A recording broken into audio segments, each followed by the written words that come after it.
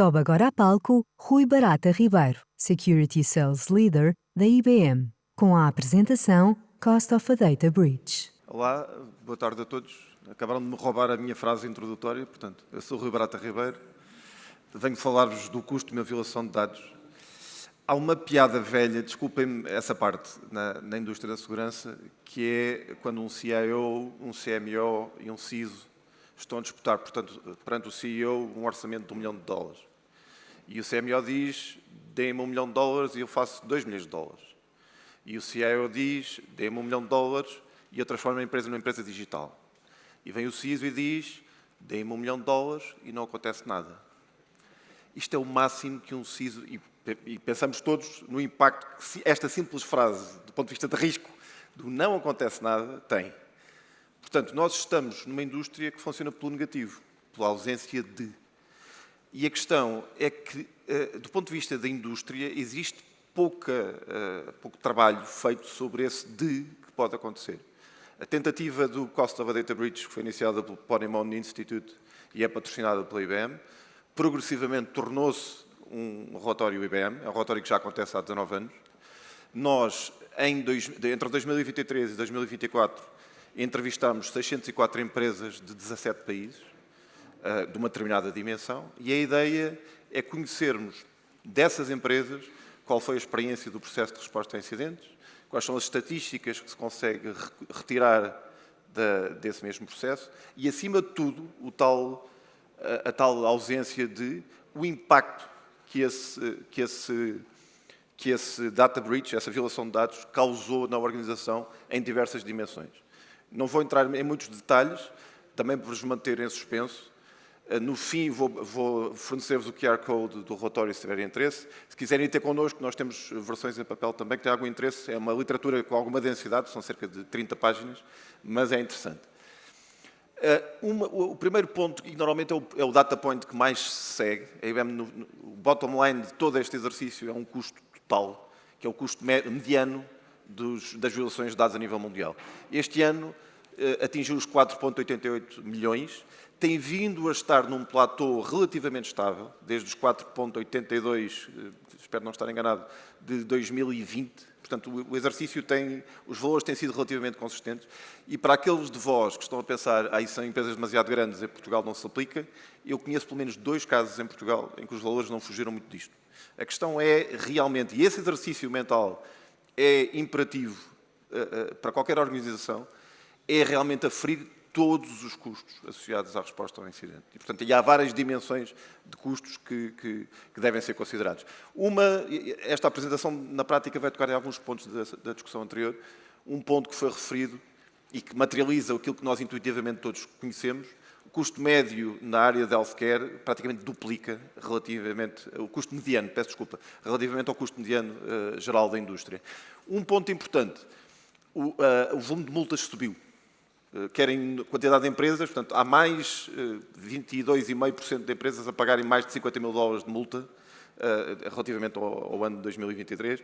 Significa que há uma atenção maior nesta dimensão. Significa que também, por outro lado, que as empresas não estão voluntariamente a fazer, se calhar, algumas das coisas que deviam e que os governos estão a começar a intervir mais. Depois, há aqui pontos que têm que ver, e há uma bidirecionalidade neste ponto, que têm que ver com a forma como as empresas estão a reagir e o impacto que essa reação está a ter, por sua vez, no custo mediano das violações de dados. Por exemplo, o facto de haver mais empresas que estão a usar automação e inteligência artificial nos seus processos de resposta está a ter impacto no volume, na quantidade de dias que eu estou a demorar a responder a um incidente de segurança. Na prática, nós estamos a falar de uma redução de 258 dias para os 279 que eram no ano passado. Portanto, eu, na prática, reduzi 21 dias de um ano para o outro ao tempo médio de resposta, de detecção e resposta de um incidente de segurança. Depois, por outro lado, se eu utilizar credenciais, e isso é um tema que eu vou falar daqui a pouco, que é um dos novos vetores de ataque mais relevantes, se a utilização de credenciais roubadas for usada como vetor de ataque, o tempo médio de resposta subiu. Portanto, há todo um novo conjunto de dimensões que temos de avaliar. Isto é um jogo de oposição. Nós temos nós fazemos uma jogada e o nosso adversário faz uma jogada, portanto, não estamos numa situação estática, e isso tem impactos em todas estas dimensões, e é por isso que é relevante começarmos pelo fim. Portanto, a ideia da IBM de começar pelo custo global de uma violação de dados permite-nos itemizar as componentes que vão variando ao longo do tempo e, com base nisso, tirar conclusões. Uma das componentes, como eu dizia há pouco, tem que ver com o tema da utilização de credenciais. Portanto, credenciais roubadas ou comprometidas correspondem a 16% das violações de dados que nós identificamos.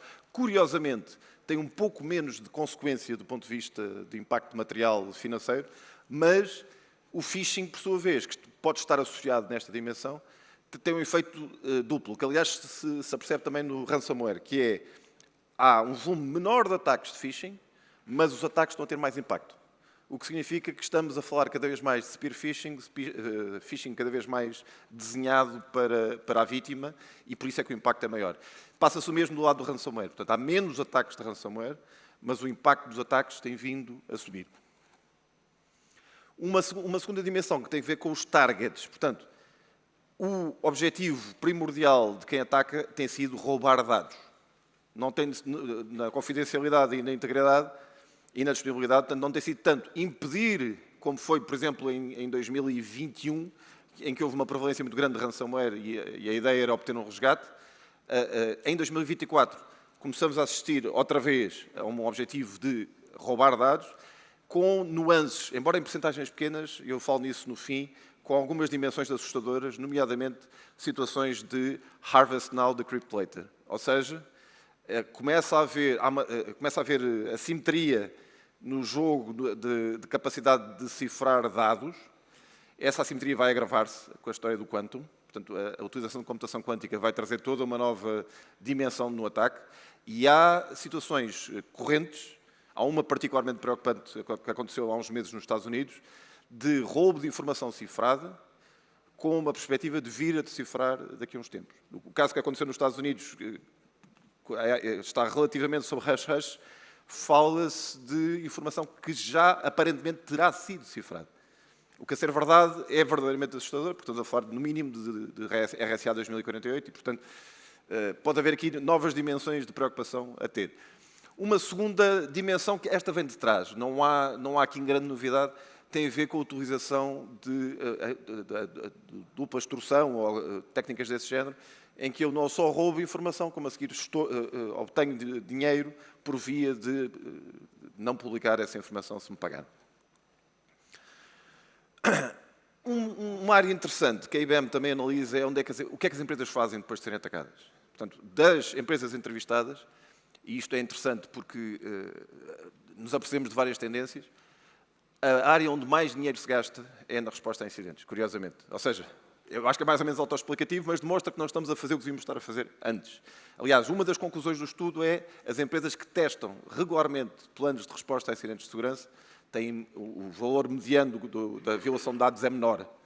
Porquê? Porque o simples facto de testar não só permite detectar problemas e resolvê-los, como permite perceber visibility holes. Há coisas que eu não sei que podem acontecer e, ao não saber, começo a agir sobre elas e evito que isso se torne mais à frente num problema. Do ponto de vista tecnológico, há três grandes dimensões de investimento na sequência de um data breach. A área de, mais ou menos também autoexplicativo, de detecção e resposta, de tecnologia de detecção e resposta, e depois a área de gestão de entidades e a área de segurança de dados. Estas duas áreas, em particular, são as que mais cresceram e há uma razão subjacente a todas estas tendências que nós vemos, que tem que ver com a adoção de cloud, a transformação associada à adoção de cloud, portanto, o roubo de credenciais pode permitir-me atacar a cloud diretamente, se a organização não tiver os controlos certos, por um lado.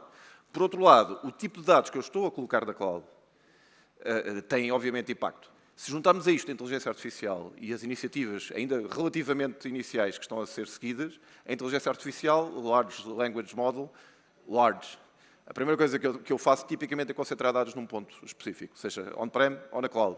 Se esses dados forem relevantes, eu tenho um ponto potencial de falha do meu sistema ou um ponto potencial para ser atacado com algum interesse. E, portanto, a proteção de dados é uma das dimensões de investimento das organizações, precisamente porque todas as tendências de mercado que nós analisamos tem impacto nestas duas dimensões. Portanto, na questão de quem acede ao quê e na questão do que está a ser acedido e da sua respectiva importância. Portanto, eu aqui falaria muito brevemente do que é que nós estamos a fazer nesta área em concreto.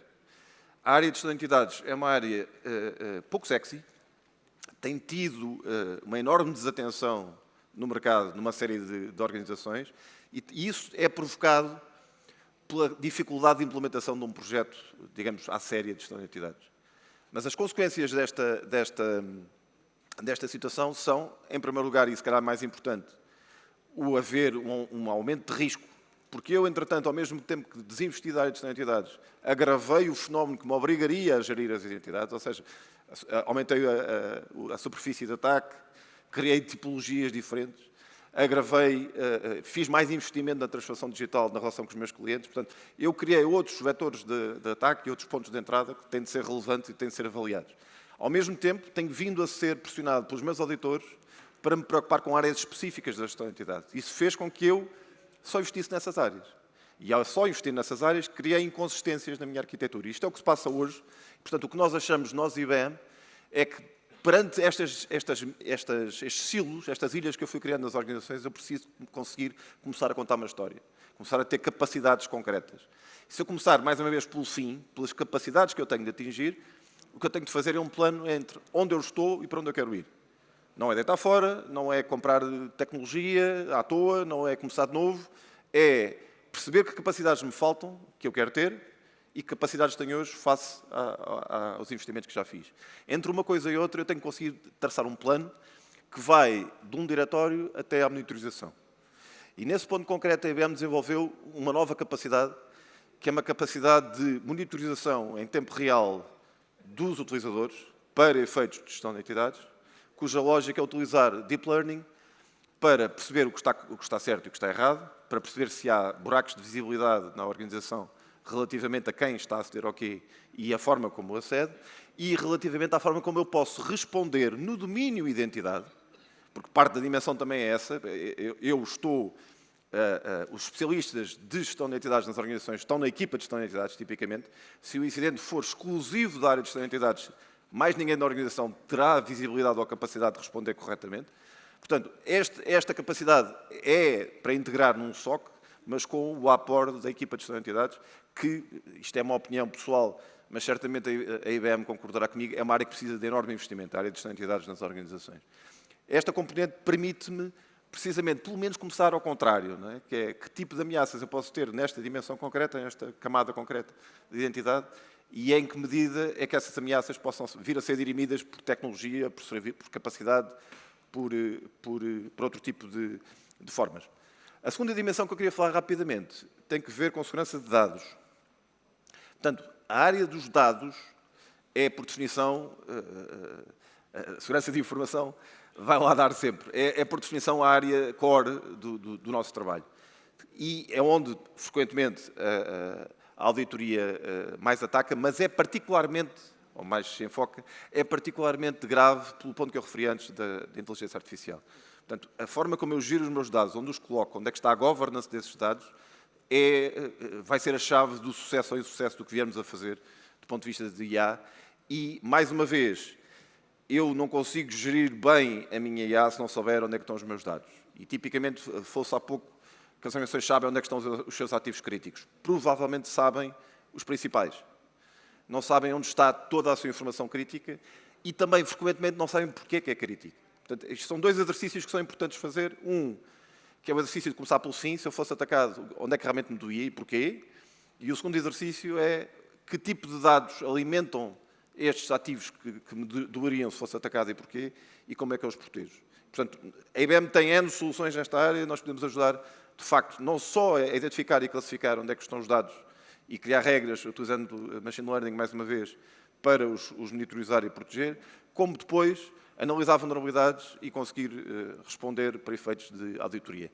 Um último ponto que eu gostaria de deixar relativamente ao futuro, que tem que ver, por um lado, com a segurança de IA. A segurança de IA passa eminentemente por 3 dimensões. Portanto, já falei, a proteção dos dados subjacentes, a proteção do modelo, até que ponto é que o modelo é vulnerável a ataques, até que ponto é que eu consigo fazer taint relativamente à própria forma como o modelo aprende, e no lado das prompts, na utilização da inteligência artificial, até que ponto é que a prompt é vulnerável. O Bruce Schneier falou em abril de um worm que o que faz é bombardear prompts com um objetivo concreto de alterar a forma como a inteligência artificial aprende, direcionando-me no meu sentido. Por exemplo, eu sou a Zara, passo a publicidade e todos os meus portais de cliente falam de pessoas que querem comprar calças. Isto vai fazer com que eu invista em estoque de calças. Mas se tudo aquilo for falso, se houver alguém por trás desta tentativa de informação, que é lógica, isto não estamos a falar de uma intrusão, nem pouco mais ou menos, o meu modelo de decisão vai ser afetado por isso. O segundo ponto, e deixo para o fim, apesar de ser de alguma forma também o mais assustador, eu falei sobre isso há pouco, que tem que ver com a capacidade quantum. Portanto, há duas estatísticas da IBM que são muito, para mim, são assustadoras. Uma é que nós vamos demorar 15 anos a alterar as aplicações todas para conseguir suportar um ataque ou uma cifra quântica, mais bem dito. E a segunda é que a IBM estima que em 2 anos o RSA 2048 vai demorar 2 horas a ser quebrado. Portanto, o standard que é usado nas aplicações tem 2 anos para ser mudado, quando a IBM estima que precisamos de 15. Portanto, há aqui é aquele momento antes do marmoto, é onde nós estamos. Portanto, a tecnologia pode evoluir em vários sentidos. Pode acontecer, a tecnologia quântica pode não ser tão espetacular como se pensa, ou pode não ser tão estável como se pensa. Ainda assim, esta tem que ser um motivo de preocupação das organizações, porque toda a nossa arquitetura aplicacional está sustentada em chaves criptográficas que provavelmente não se vão aguentar muito tempo. E isso deve ser levado em consideração para o futuro. Pronto, era basicamente isto. Como eu disse, quem tiver interesse tem aqui o QR Code do relatório. Quem preferir pode ir ter connosco e nós damos-nos em papel. Espero ter sido útil. Obrigado.